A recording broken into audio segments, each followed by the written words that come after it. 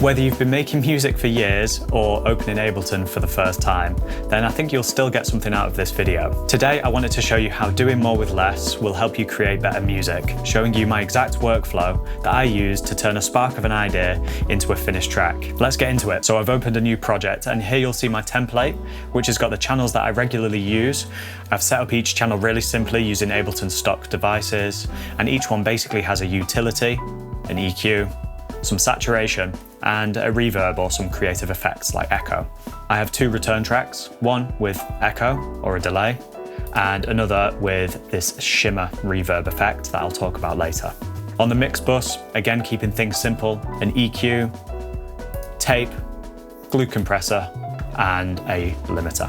When I'm recording instruments like a synth or piano, I like to select reduced latency when monitoring because it keeps things sounding in time. A nice hidden feature that I've only recently found out about, kind of embarrassing really. I'm going to start this track over on the Prophet. I've created a really cool patch. It sounds like this.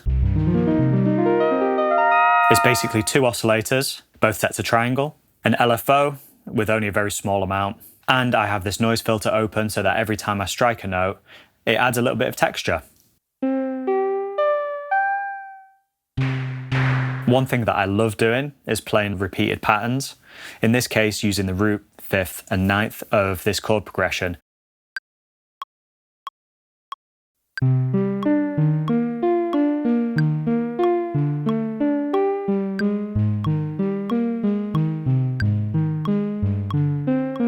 So I've got a basic EQ taking off some of the lows and highs, just shaping the sound. A reverb, where I'm using this convolution impulse response, or IR, set to plate and classic plate, and I'm just dialing in the dry wet subtly. Then a compressor with sidechain enabled that I'll come back to later when we build the drums.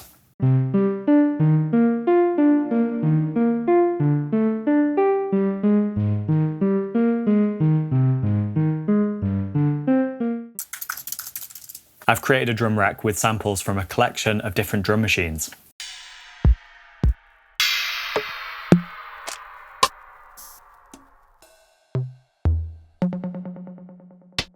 There are a bunch of one-shots with very minimal processing, as a lot of the processing has happened at the sampling stage, which means I don't need to overthink it right now because the drums sound inspiring up front.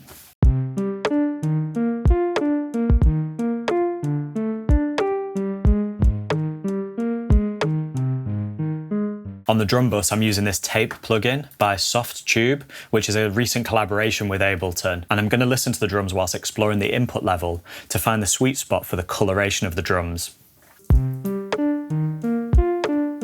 Yeah, that sounds really good.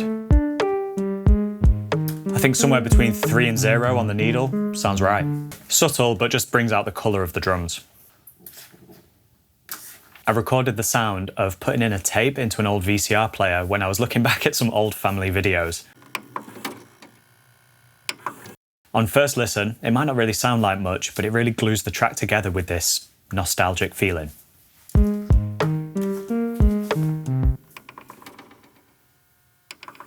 Here I'm using this slip edit trick, which enables me to move the timing of the audio really freely.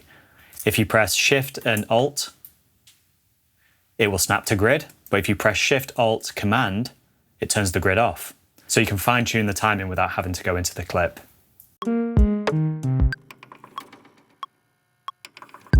Let's layer the snare with some claps. So I have a bunch of different claps that are subtly varied that I'm going to layer along with the snares. I love it when claps sit slightly behind the snare. You can see here. But I think that just sounds really cool. Helps to add a human feel to the drums and offset some of the drum machine digital sounds. I'm using reverb, redux, but actually I'm using this preset vintage sampler, basically a bit crusher, and auto pan with the rate set to 0.15, which will pan the claps left and right in the mix in a somewhat unpredictable manner.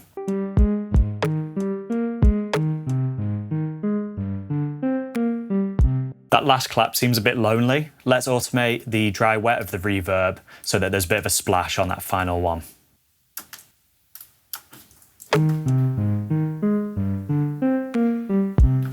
Nice. On this 808 tom, I've got echo set to 16th note triplets. with the mode set to ping pong, so it pans slightly left and right. Then I've programmed a 16th note hi-hat pattern that takes over the rhythm. So it goes dugga-dugga-da, dugga-dugga. Getting creative with the subtleties like this helps to disrupt the regular flow of the drum pattern and keeps the listener engaged through an otherwise pretty repetitive sound.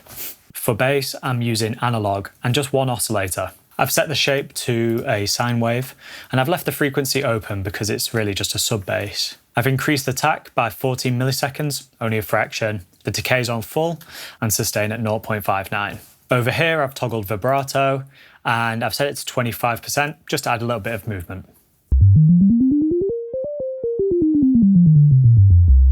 Ooh, sounds really nice. Because it's just a sine wave, it's a really clean tone, so I'm using a saturator to bring out some of the harmonics. That's driving it pretty hard. Somewhere in between is just nice. I've got a high pass filter, just to take out a tiny bit of the top end, although there's not much anyway. Just sounds a bit cleaner.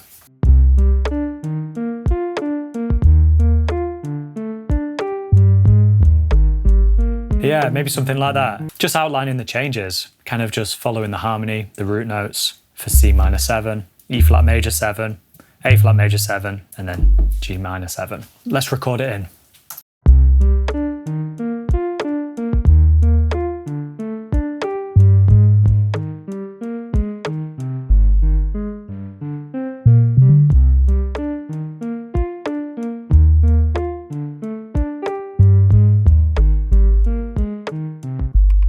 Cool, so that's pretty simple. Let's try a slightly different variation. Yeah, maybe like a little fill like that. Don't get me weird. It's pretty nice.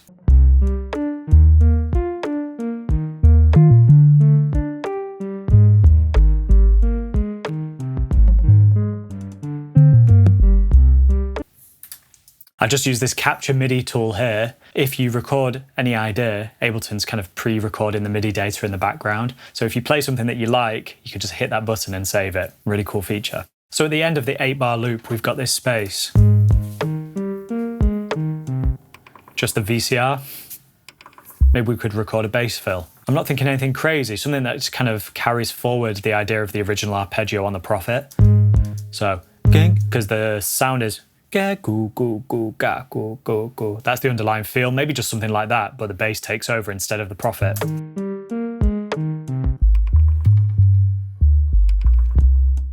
Nice. That kick and bass are a little bit clashing here. Let me just use a sidechain compressor on the bass assigned to the drum rack and particularly the kick drum. I'm reducing the threshold here so that I'm getting about 5 dB of gain reduction. Because the kick and the bass are occupying a similar frequency, that means that the bass gets out of the way a little bit so that the kick can remain the more prominent element. Let me engage it fully so you can hear.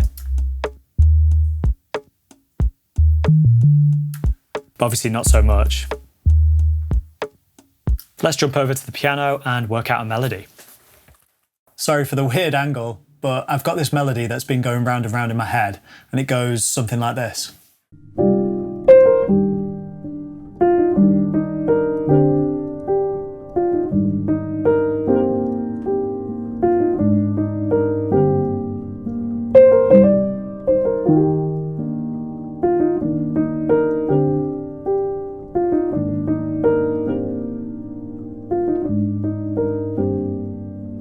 It's actually pretty simple because it goes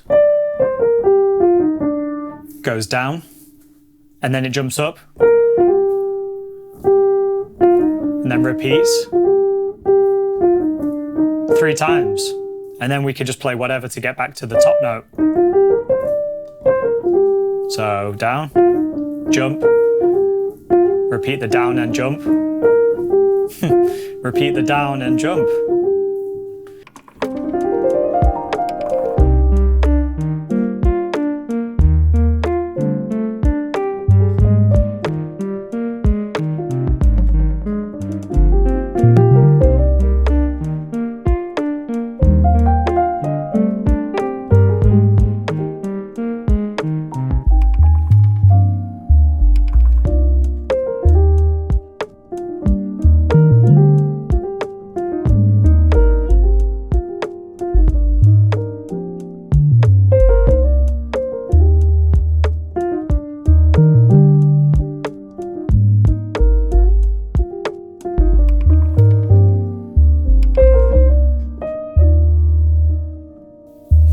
maybe that'll do. So here I'm using the felt rail on the piano. So it gives it a really warm tone. Let's try a version of the melody without it. Here we go.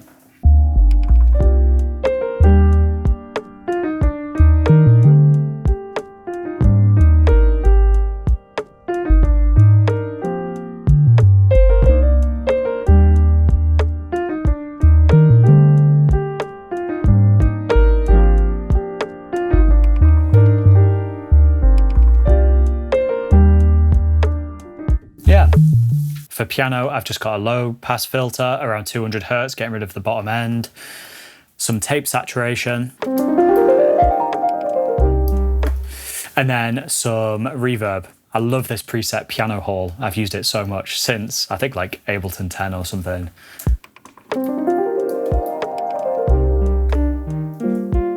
And then we have a compressor which we can assign to the kick drum, similar to the bass, to add a little bit of movement. Not that much movement.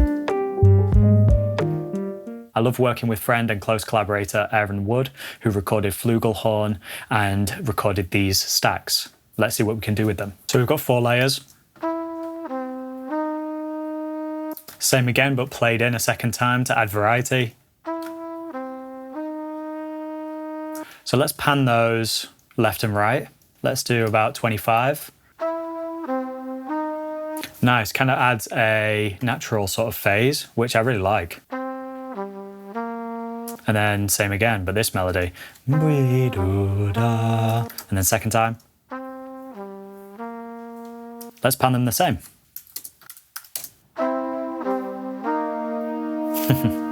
Really nice. Let's dial in some creative effects for these flugel stacks. First, shifter to pitch it up. Then let's add a hybrid reverb and select shimmer as the algorithm with a pretty decent length decay, 100% size, and let's dial in the dry wet. Nice. I'm running it through an audio effect rack, which enables me to blend both dry and wet signals.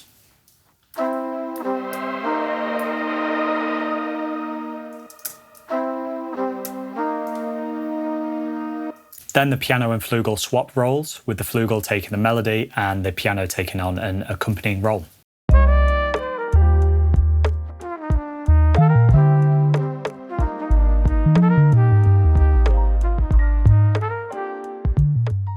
Every idea has a point where it wants to grow, where repeating the same idea can start to feel small.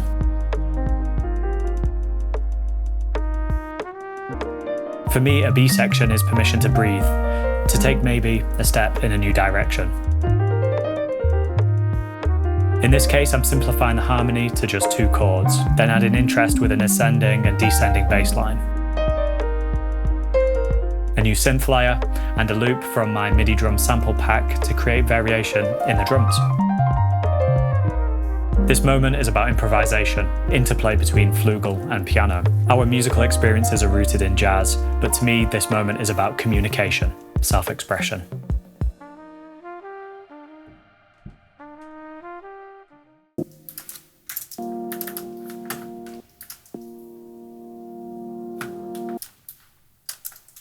So I've taken a section of the recording and reversed it, and because there's imperfections of the hammers and the felt on the piano in the recording, it almost creates a rhythmic subdivision. So it goes...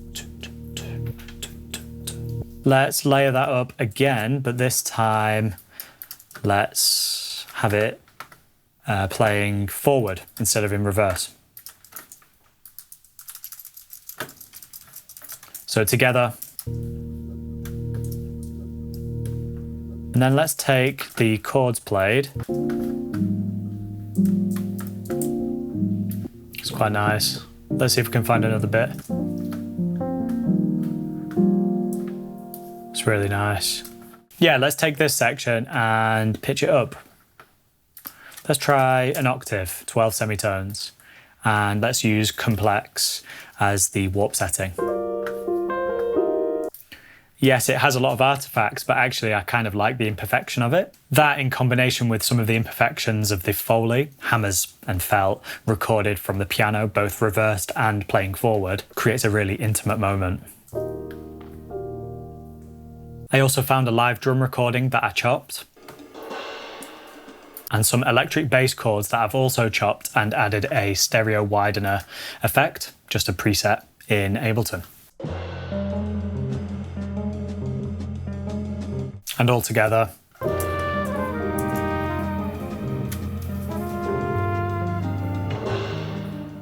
and finally on the mix bus, I've got a gentle EQ, just rolling off around 30 Hz, the same soft tube tape, the recent collaboration with Ableton, a glue compressor, knocking off around 3 or 4 dB, and then a limiter just for some input gain for now. Let's have a listen.